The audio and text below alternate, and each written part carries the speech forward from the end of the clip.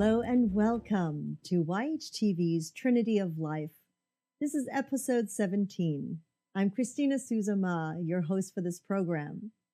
Thank you so much for joining me as I continue to explore the wonderful world of healing arts, meditation, therapies, and modalities of helping us find balance in our individual journeys.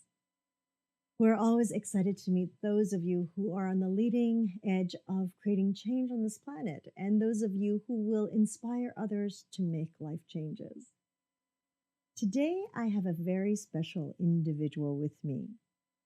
I've invited this inspiring young man, born with the debilitating spina bifida, who has continued to strive ahead in his life, knowing that at any moment something may arise that would cause him to make drastic changes again and again. Yet he continues to prevail through life.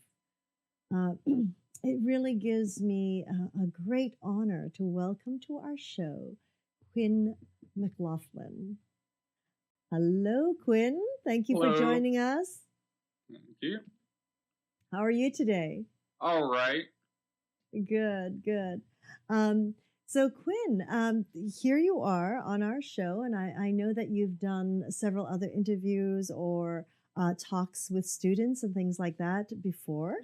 Yes. And how wonderful that you are going out there to inspire others. And first of all, we thank you for that, and we thank you for joining us and hoping to inspire our communities, and also giving those of us who are not familiar with spina bifida, or those of us who are dealing with spina bifida, a little bit of a background of what you went through, as well as some knowledge and awareness that will help us work with people around our loved ones and people around our lives that might be dealing with it. So, Quinn, starting off, can you tell us a little bit about spina bifida? Spina bifida is a birth defect. It can be genetic or can just arise. It is caused by a vitamin D deficiency. The mother, if it's non-genetic, but it's genetically, it's carried through the father's bloodline. And there are a few different forms of it. The form I have, myelomeningocele, is basically I have a hole in the wall of one of my vertebrae. So the spinal cord, as it was developing, actually instead of growing down through the spinal column, somewhat grew out the hole in the side of the vertebrae.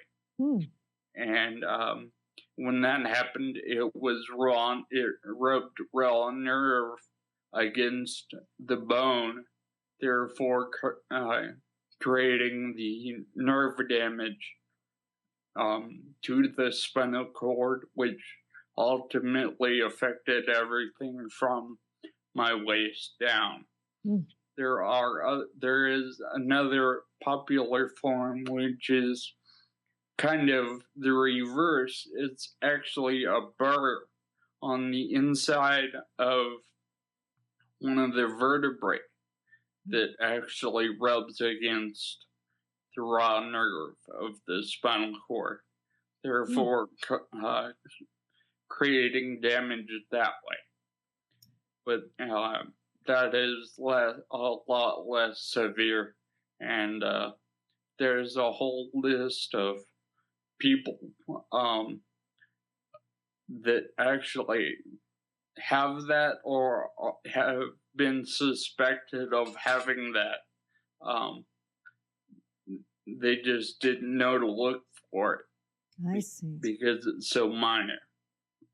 So, would you say that you have actually been in a lot of pain most of your life? Yeah, it's not really a sharp pain, but it is definitely a dull, um, constant pain. It's like some people might equate arthritis. Mm, I've basically had that pain through most of my life. mm, mm. So, Quinn, thank you so much for sharing that portion with us.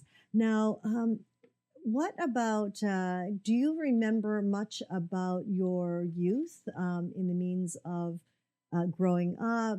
How far back do you remember as a child? Oh, I remember probably uh, just prior to elementary school. Just prior to elementary school? Yes. Mm-hmm. And um, through that childhood, did you have to be in and out with doctors or Oh, yeah. therapists? Yeah. Mm. I had, they actually brought a physical therapist into my school once a week, all the way through high school. And in addition to that, especially once I moved to Virginia, I had access to actually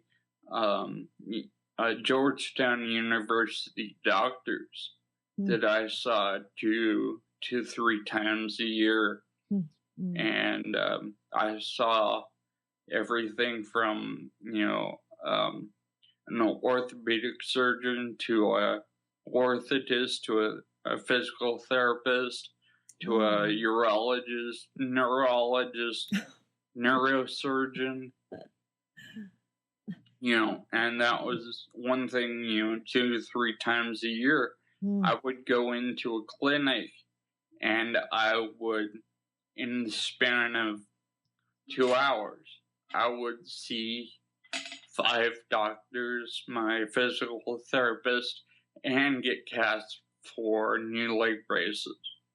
Oh, I see. So you were in leg braces. Yes. I see. Up until elementary school? No, I was actually in leg braces all the way through high school. And did you ever have to have surgery? Only the corrective surgery for my spina bifida when I was 8 hours old. And then I had to have 2 hydrocephalic VP shunts because of hydrocephalus. I had my first one put in when I was 8 weeks old, and then a second one put in when I was 8 months old because the first one malfunctioned.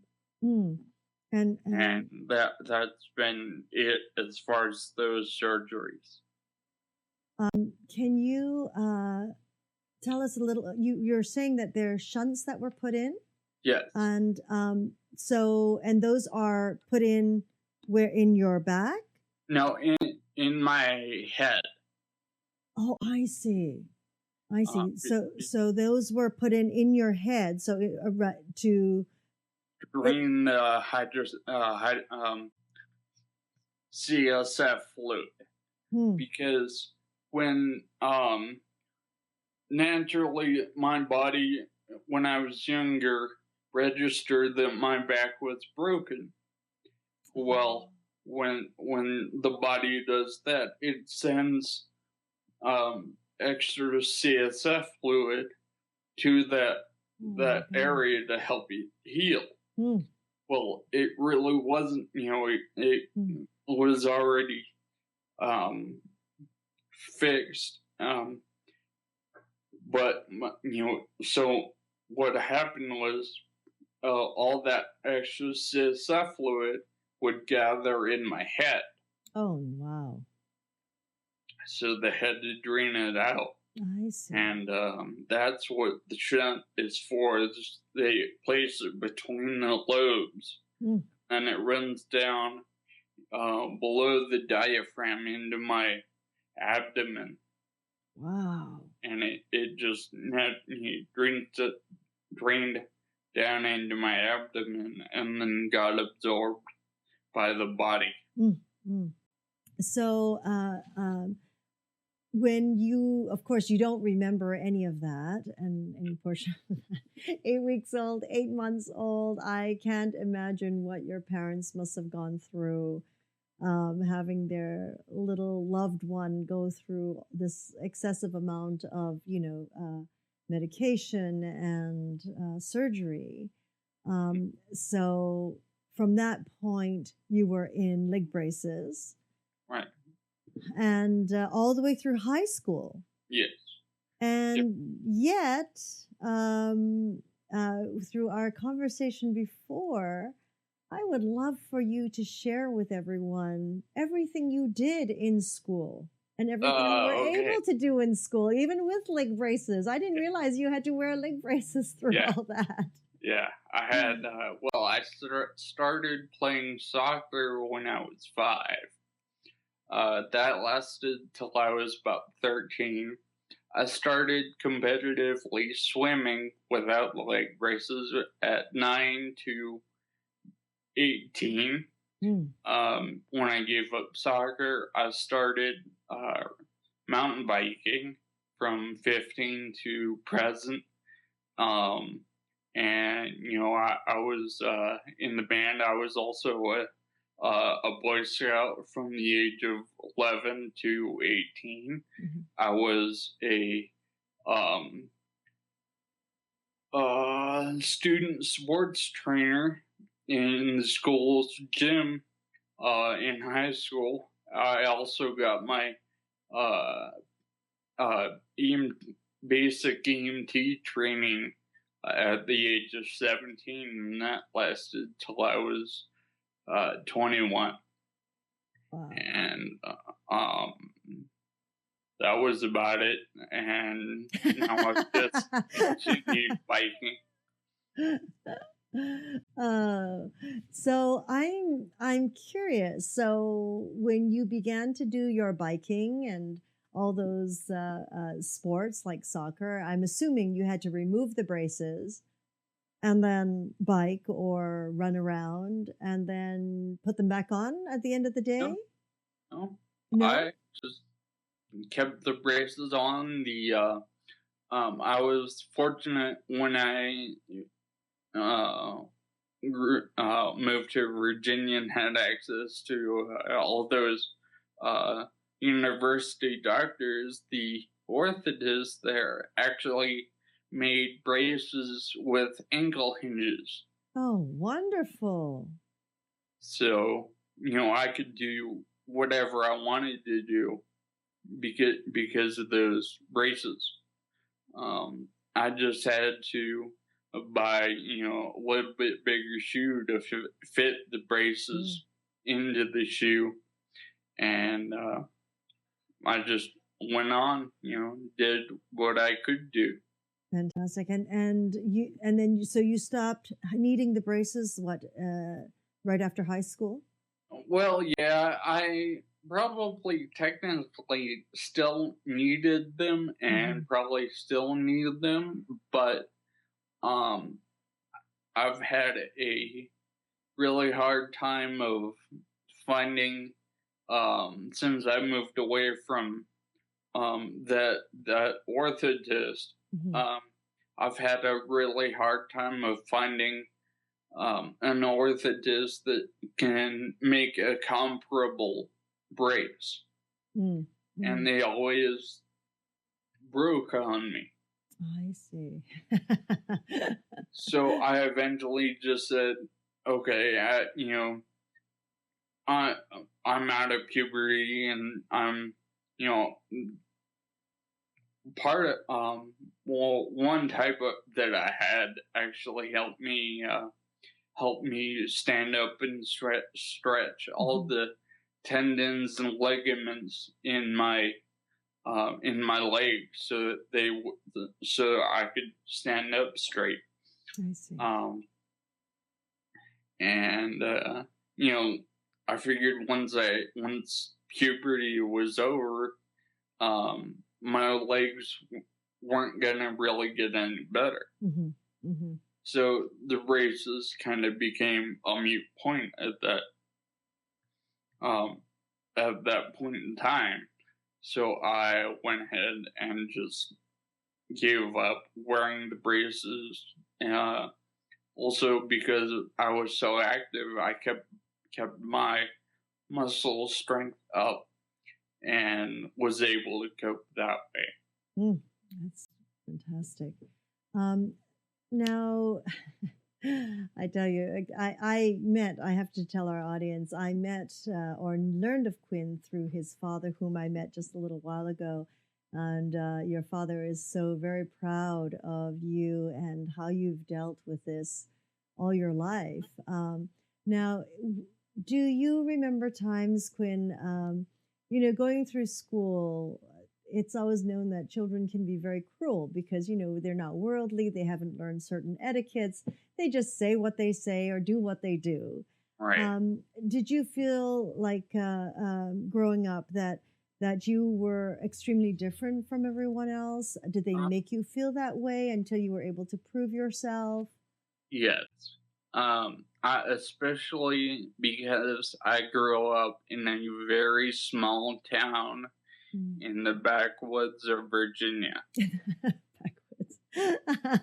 The town I actually lived in had a population of 2,000. Oh my goodness. Yeah.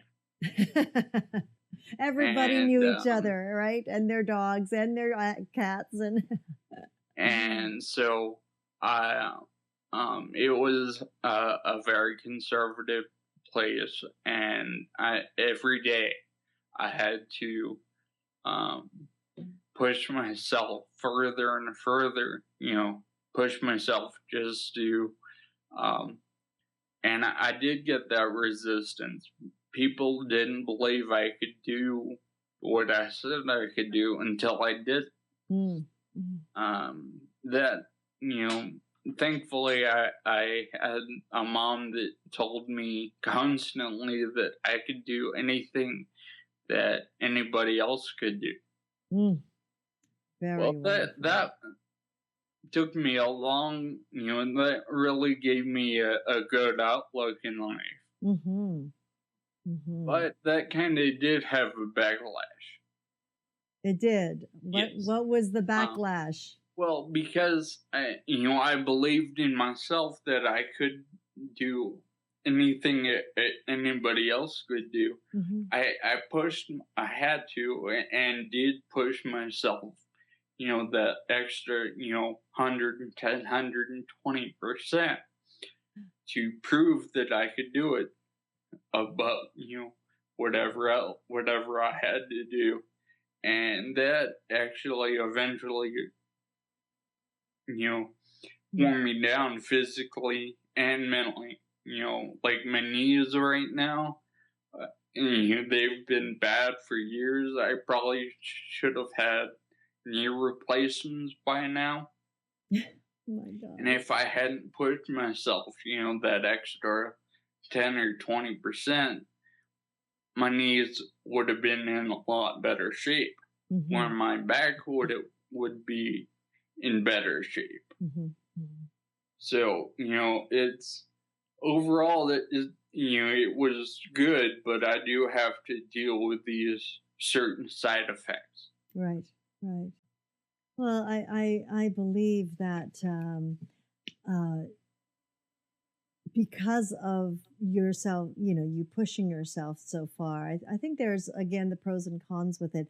It's really given you such confidence and such a drive. And, who is here to say that the knees wouldn't have worn down just as fast or the back wouldn't have, it's sort of, we don't know what we don't know because the human body is so brilliant. And I believe that you have overcome so much, and very, very, with a very strong guidance of your mother, telling you, and support. How can we, growing up, if we don't have the support and the love of the people around us, we wouldn't be who we are today, because they set the standard and they set the precedent for us to keep moving forward. So how wonderful it is for you to have a mother that thought like that and continued to help you strive with you. Now, Quinn, I heard recently that you had to go on dialysis, which is a huge shift in an individual's life. You did not have that situation in your younger years. I mean, you're still very young right now. May I ask how old you are? 31. Okay, so you're 31 now. And when did this come up, this situation with dialysis? And is it because of the spina bifida? Indirectly, it was.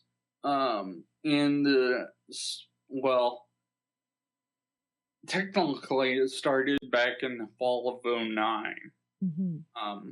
Because of the spina bifida, the nerves in my bladder did not form correctly. Mm-hmm. And because of that, my bladder grew to about 1,000 cc's or a liter when it should be only about 500 cc's. Mm. And eventually that wore out the muscles around the bladder, and that ended up pushing all the urine back up into my kidneys. Mm-hmm. And they discovered this back in the fall of 2009, and because of the what the urine was doing to the kidneys, that the damage also, there was damage to the adrenal glands that control my blood pressure. Oh my gosh, chain reaction. Yeah.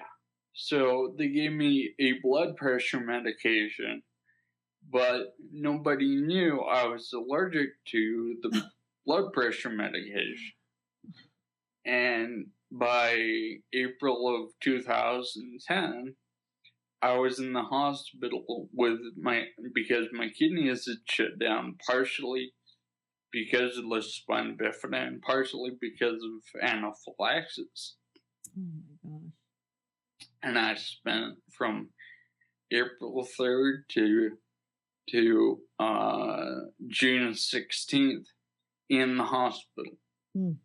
Mm. And luckily got out on the June 16th, but I had to have dialysis. It started out with hemodialysis every other day from April of 2010, and I had to, once I got out of the hospital, I had to go into a hemodialysis clinic until October of 2010, when I switched to what they call peritoneal dialysis. Mm. This is where they pump different levels of dextrose into your peritoneum around your abdomen, and they let it sit for a couple hours, exchanging the sugar and the dextrose for all the toxins in your bloodstream. Wow. And then they 2.5 hours go by, and it empties that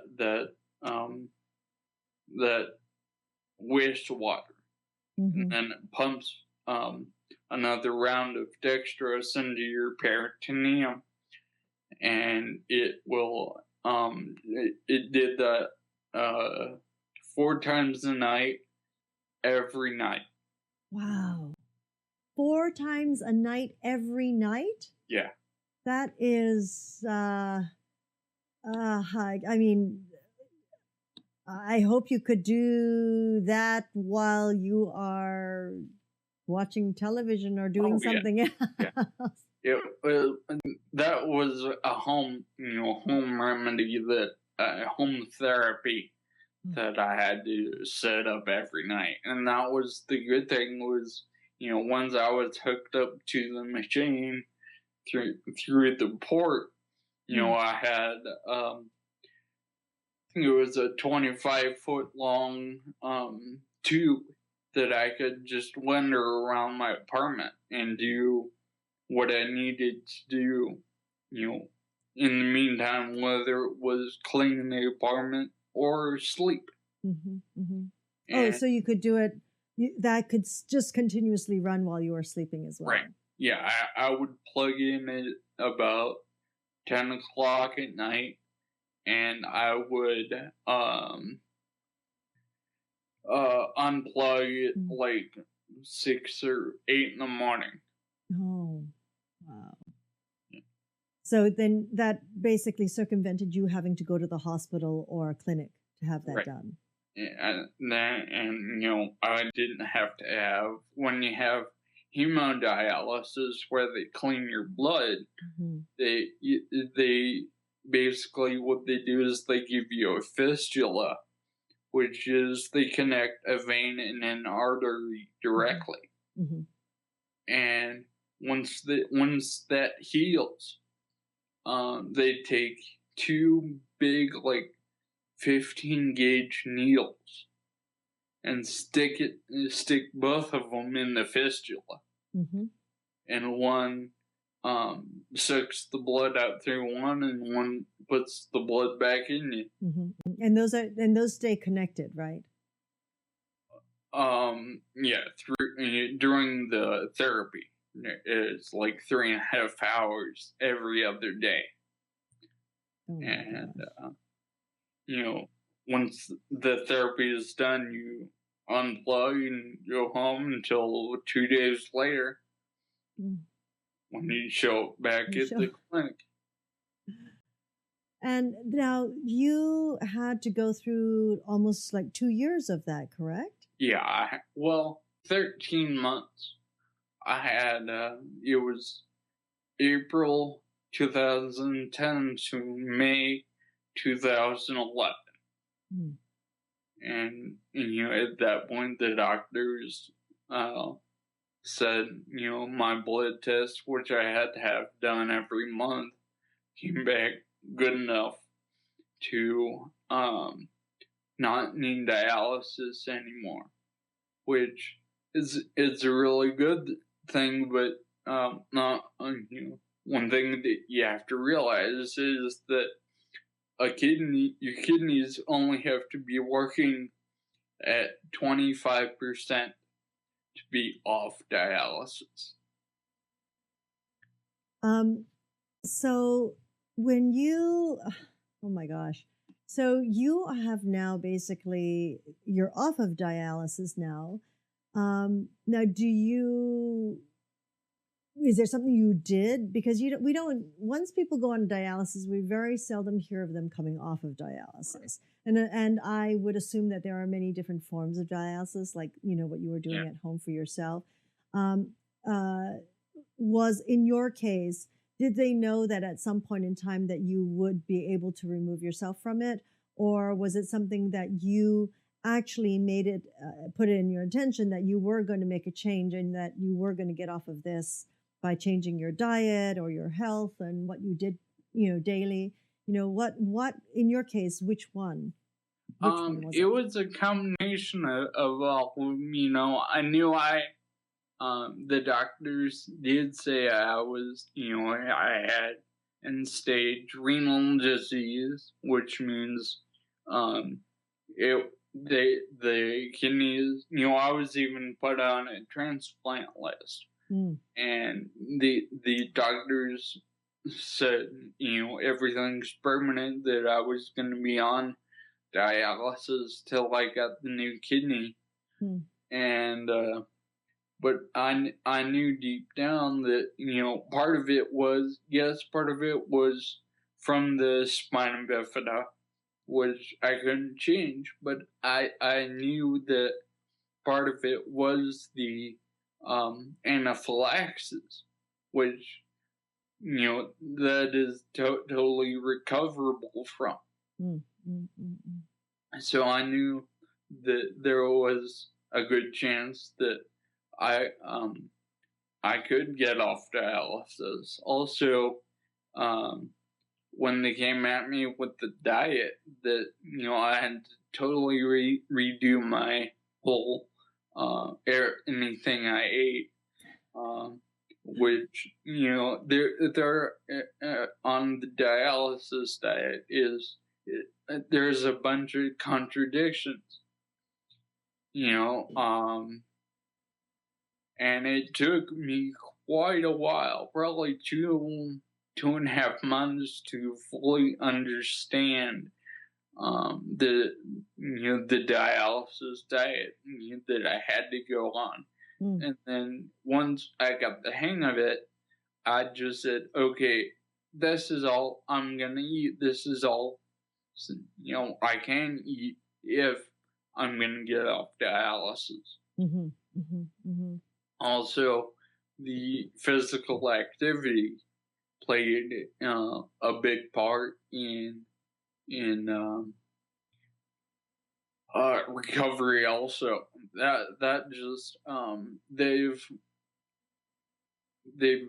basically proven that if you're physically active before you can shut down, just if you continue to do that physical activity, you have a much greater chance of recovery and or at least coping with all the whole stress and the whole deal that comes with kidney disease. Right. So Quinn, you may not be familiar, but we here at Yoga Hub, we do the Virtual World Yoga and Meditation Conference, which is an annual event, and we promote everything to do with health and wellness. I mean, have you tried yoga or meditation and different forms of, what we call sort of holistic health? Truthfully, I've wanted to try yoga, but I haven't yet. But I have tried over and over again some basic forms of meditation that I learned from my dad. One gentleman out there that inspires so many of us, his name is Matthew Sanford, and he is actually a paraplegic since he was 13 years old. He was in a car accident, a very tragic car accident, where he lost his father and sister. And the car, when it flipped over the edge of the cliff, actually bounced off of his stomach area. And of course, broke his back, I do believe, in several places. And he actually has a yoga studio therapy. He practices yoga therapy to help others, whether they be physically handicapped or not, basically. So I would encourage you. I'll definitely send you information about him and what he does. But it's very fascinating to me because you're talking about your spine and about the leg braces that were made for you that helped you lengthen, your tendons and your muscles. Well, that is all the basis of yoga, is about lengthening and strengthening at the same time. And so I watched Matthew do some poses when we were at a conference together when he was attending a class.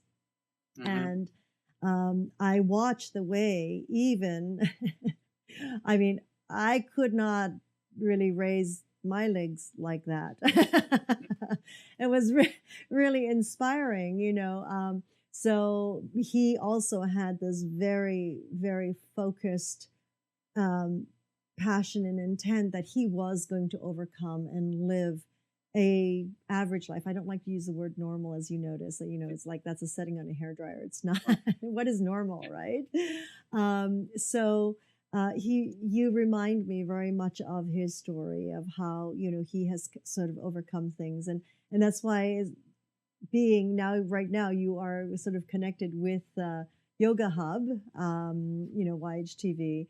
And, we definitely invite you to look into those different modalities, especially now to, help strengthen your core and your tendons and your muscles and things like that. And diet, as you say, shifting that diet and keeping up that exercise has actually made you so strong. You've been able to remove yourself from dialysis. And, that's so inspiring to hear, I'm sure, for many, many people, not just those who are dealing with spina bifida. I invite our audience, if you have any questions for Quinn or comments for Quinn, please, right below the window that we're live streaming on, there is a comment box. And even during the replay, you are able to make your comments there, and we will get him or ourselves to reply to your comments as the week goes on as well. There is a question that came in for you, Quinn, and it is, how did you get into mountain climbing? Mountain climbing. Okay, through the Boy Scouts. Mm-hmm. I worked at a Boy Scout camp since I was, from the age of 15 to the age of 21. And I had basically done everything at the camp already, from teaching how to cook over an open fire to teaching people how to shoot a bow and arrow to swimming. I was, I forgot to mention I was a lifeguard. A lifeguard? Yeah. Along with the competitive swimming. And I got my lifeguard certification through the Boy Scouts. I worked in their kitchen. I taught arts and crafts. I taught sports. And it eventually, I expressed interest in there. I kind of got into rock climbing at the same time I got into mountain biking, because the camp had a high adventure program, which rock climbing and mountain biking were just two parts of that whole high adventure program. Along with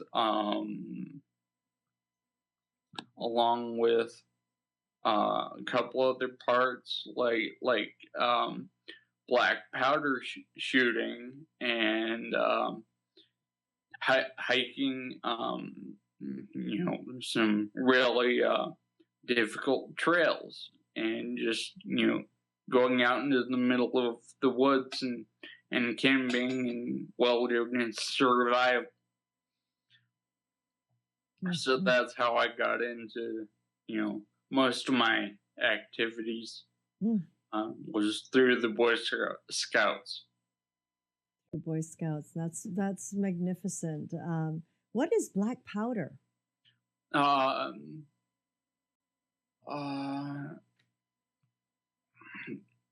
Rifles and primitive rifles and shotguns. The Civil War guns that had to be loaded from the front, the muzzle, front of the gun. Wow, this must have been in Virginia.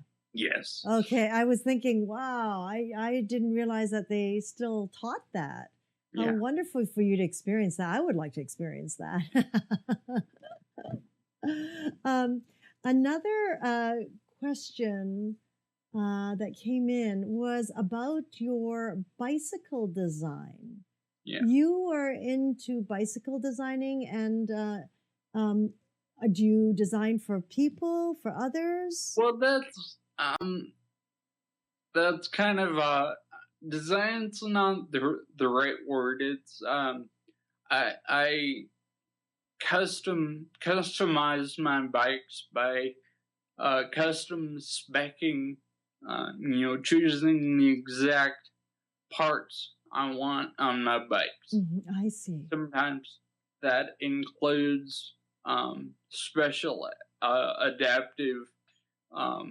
The most specialized thing I have, because I have no arch in my left foot.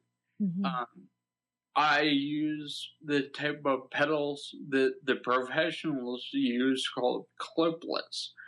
And because of those pedals, I need to have an extended axle on my pedal.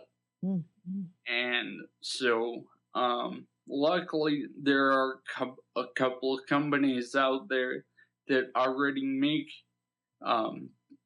the axle extensions. So I just went ahead and bought those extensions to put onto my pedals, and that pretty much solved that. Also, because my left foot is not straight, it's turned out at about a 75-degree angle. So when I put my foot on and clip into the pedal, without those extensions, my heel would hit the crank off. Right. So I have to have that. Other than that, it really depends on the bike how I what parts I put on it, and a lot of it's too technical to go into right now. But I have like on my mountain bike, I actually have a 2-speed mountain bike. This is actually a fixed gear. If anybody out there knows what a fixed gear is, it's a track bike or a velodrome bike. Well, I found that that actually helped me out. Having that type of drivetrain, even though it only has 2 gears, is more helpful to me than having a bike with 18 or 25 gears, just because of the momentum that certain drivetrain provides. That's very interesting. As far as custom specking, custom designing, like I said, I it's more of a custom. I put the custom parts on rather than actually making design custom frames. Right. So basically what you're doing is you are actually looking for the components that would be right to customize it for yourself, basically. Right. And then learning about that and then putting it all into order. Now, what about doing that for someone else? What about doing that for other people that have no idea? I mean, it takes time to be researching all these parts and, all the different, as you say, extensions and things like that. Most of the common people wouldn't know that. They wouldn't know how to do that. Yeah. You should be a consultant for that area, since you've done all the research for yourself anyways, right? And you know what's out there. Right. If anybody out there wants to consult me, talk to me about a bike, I'm more than willing. Wonderful. Sure. I think that would be great, Quinn, because it sounds like you're very passionate about biking. I think you should share with our audience, when you talk about biking, that you don't have a car. Isn't that correct? Yeah, okay. That's correct. And how many miles do you bike a day? Well, about 20. Okay, 20 miles a day. And that's what keeps you strong. Right. Do you still swim? No. That would be something to get. Part of it is Reno isn't really known for their pools. Partially because it's right on the edge of the desert, and they just we're so close to either Lake Tahoe or comparatively the Bay Area. Yes. People just don't really swim that much around here. We have in the Reno Metro, we have about 400,000 people. Oh. We And literally there's have no community centers with swimming pools? we have one, and then we have 2 or 3 gated communities with pools. But it's literally, we might have 2. One might be at the other end of the city that I don't know about. But yeah, swimming is just not a popular thing around here.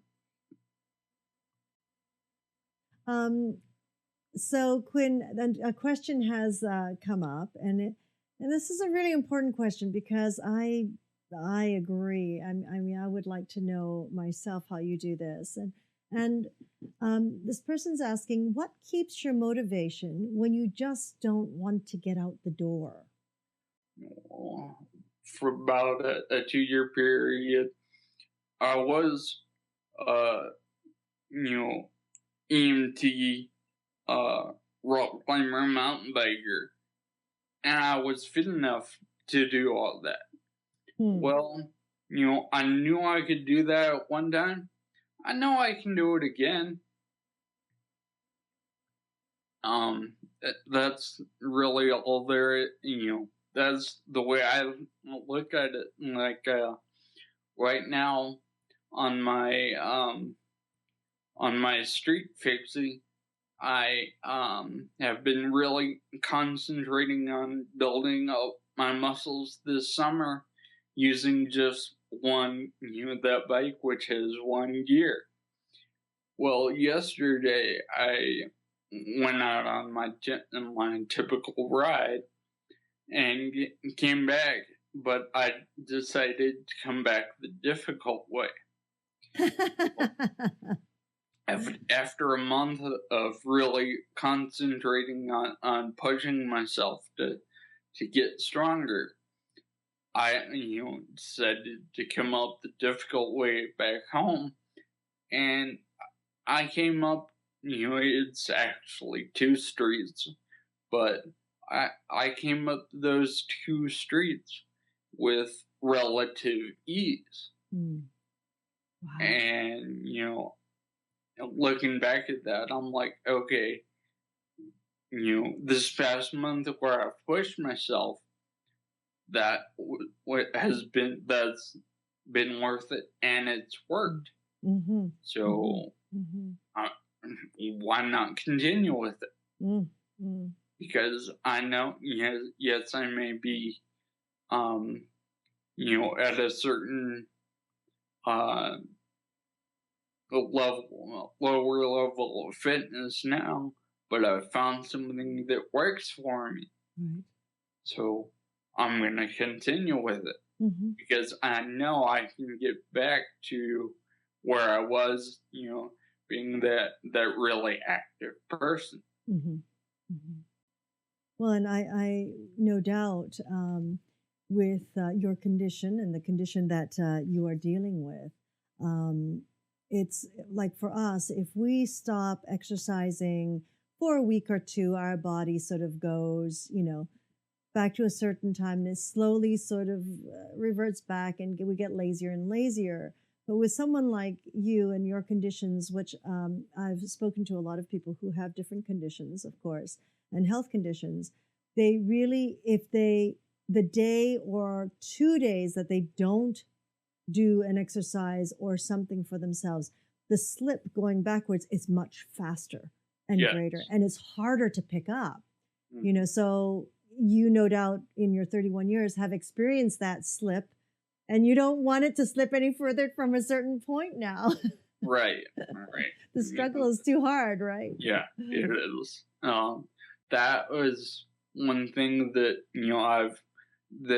especially when I was on dialysis, and especially on the hemodialysis at the beginning, um, the when you go in to have the therapy done, unfortunately, when the machine cleans your blood, it cleans everything out of your blood, the good and the bad stuff. Oh.